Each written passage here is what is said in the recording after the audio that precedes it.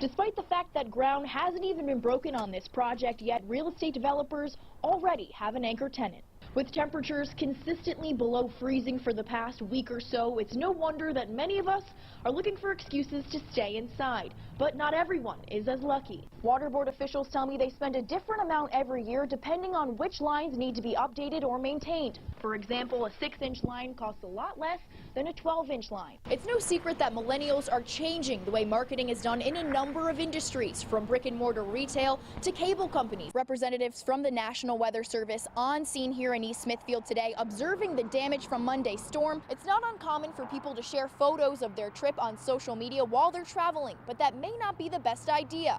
Here's why. James is kind enough to give me a little taste of what this cross-country walk is going to be like. You can use the Backyard Preview app to scan the barcode or QR code on the firework, and it gives you a preview of what it'll look like when you light it off.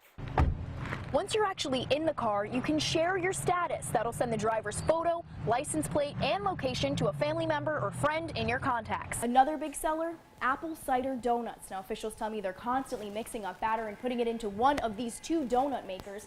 That's because on a weekend day, they make up to 5,000. 22 people die in need of an organ transplant every day. Now, just one donation of your eyes, soft tissue, and organs could end up saving 8 of those lives. While some big-name retailers like Target are bringing in extra bodies to handle the holiday rush, others like Walmart are not. Instead, they're focusing on online sales and offering extra hours to existing employees. When the initial meeting was held here, this entire room was filled. So many people came that they even flowed out into this lobby area. That's why tonight it's being held here at the McCabe Parish Center behind Our Lady of Lourdes Church. And though no decision is expected from the zoning board tonight, the public will certainly let them know what they think about this potential deal. Perhaps the most compelling testimony came from a woman who said she's known Banks for years and that she's positive he was the shooter in the bar last July. Now, police estimate the baby girl was between 12 and 16 months old, and as you mentioned, she was in fact found inside a plastic garbage bag. Forensics experts with the New York State Police in Albany will testify tomorrow when court resumes at 10 a.m. Republican senators leading the fight to repeal and replace Obamacare insist their bill has a shot at getting passed this week. 3 GOP no votes would doom the bill because every Democrat in the Senate opposes it. New development in a story 18 News first reported on earlier tonight. An arrest has been made in connection to the abandonment of a baby girl in the city this afternoon. New York politicians are looking to designate the Finger Lakes region as a national heritage area.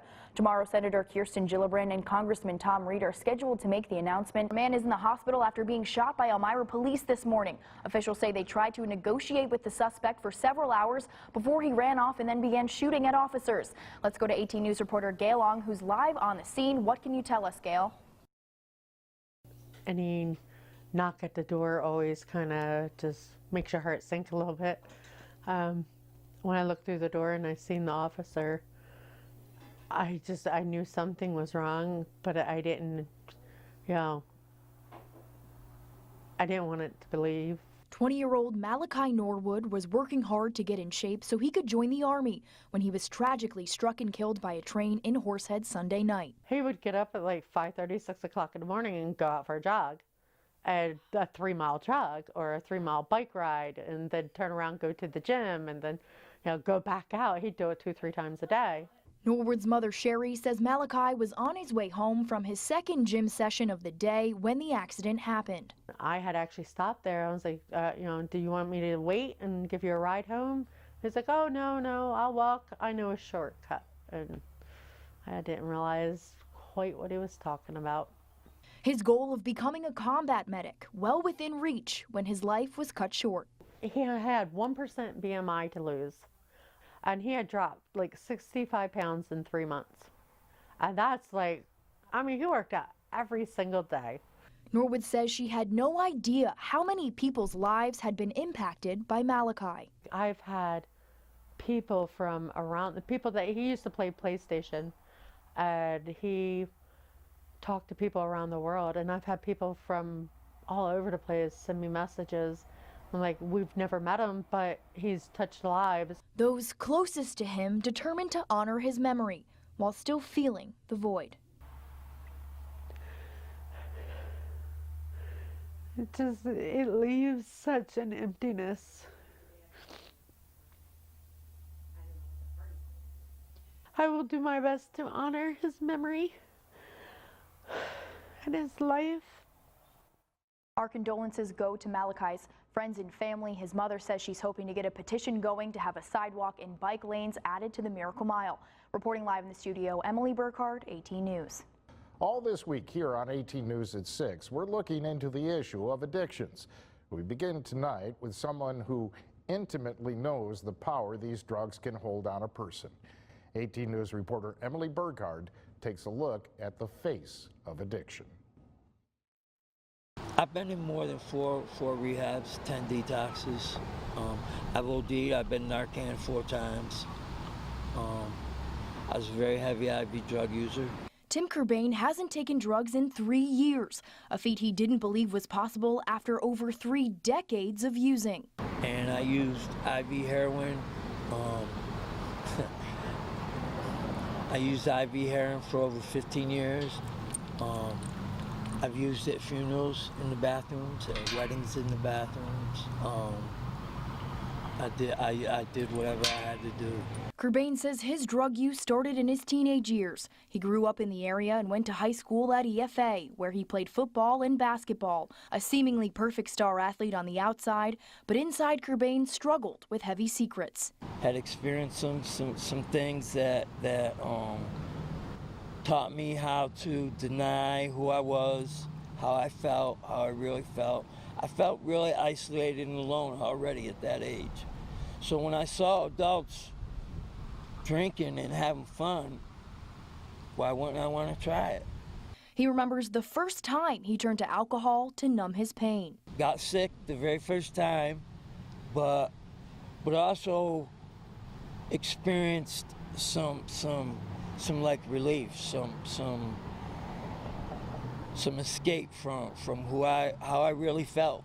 Running from demons in his past, he decided to leave Elmira at the age of 17. After that, his struggles with addiction intensified. I was restless, and I had already started with alcohol and marijuana, and just had like a streak that wanted to go out and explore. As Courbain grew older, he started trying other drugs like cocaine and heroin.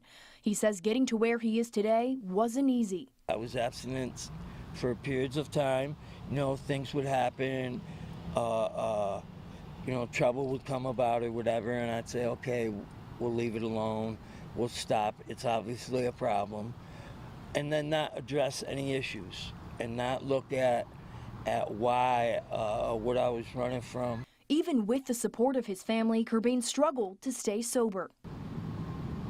You know, you can have family. I had family members praying me into rehab, praying me to get help, and I've been to more than a couple rehabs, and until the person is willing, has some willingness to that, like, doesn't want to live like that anymore and wants to get help and gets a little bit of hope that it is possible. All the support in the world from family or friends isn't enough. He recalls the day he gained that willingness 3 years ago. I remember when I did go to treatment the last time, I remember being on a subway platform in New York City, ready to jump. Then he heard a voice.